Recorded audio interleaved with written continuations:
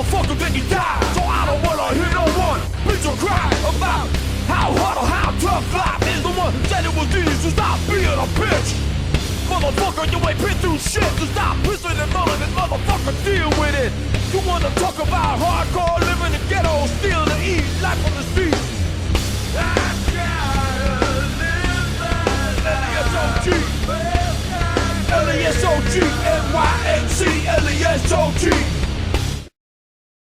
80s hardcore was just starting over here. To Europe, the oi scene was starting to happen. So like these two movements, well, I mean, I'm sure they pretty much weren't so much aware of what was going on in America because, you know, they had their own thing going on, but we were definitely aware of what was going on over there, and a lot of that music was making its way over and was influencing hardcore. I mean, bands like Iron Cross from DC were obviously had a lot of that influence. Agnostic Front had a lot of that influence. Even some of the early CRO-MAGS songs, you know, just like the whole sing-along type of anthem, you know, the big parts where everybody in the crowd joins in, that was very much like a, I'd say, kind of oi influence. When the Stimulators toured Ireland, particularly when we were in Northern Ireland, is where I met a lot of skinheads and got my head shaved, and, you know, they got me my first pair of suspenders and started taking me out and all their wilding. But over there, at least at that point in time, it wasn't so much like skins versus punks. Back then, you know, punks and skinheads would be the ones that got jumped.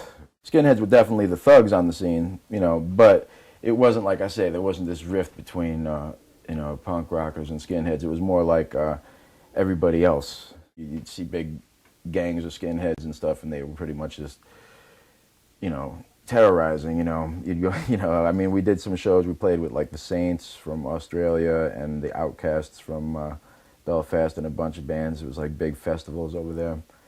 The first Belfast International Punk and New Wave Festival, it was called, 1980, and yeah, that was like the first big show like that I'd ever seen. I never saw that many punks and skinheads in one place at one time. I was just kind of like dumbfounded. I hadn't, you know, never seen so many mohawks and stuff, like, and just wild, like discharge looking punks, you know, all the spikes and you know, and lots of skinheads, and it was wild. And I realized then that, you know, at the scene that we had in New York was just, you know, was just a small part of a much bigger thing, like a worldwide thing. And I really started having visions of just like, you know, the possibilities were like endless, you know. And like I say, you know, the music over there was a lot more sing-along oriented, you know. English music in general, it's more pub style. It's like more like drink and singing along type of stuff, and some of that influenced our music. But hardcore in general was a lot faster and more aggressive, also a lot tighter. I think that most of the British bands were just too drunk, you know. Most of the oi bands were not really that good, you know. Besides, I mean, great songs, great ideas, but, you know, I mean, besides the Cockney Rejects, who were great, you know, then like older bands like Sham 69, you know, Angelica Upstarts, all the classics, you know.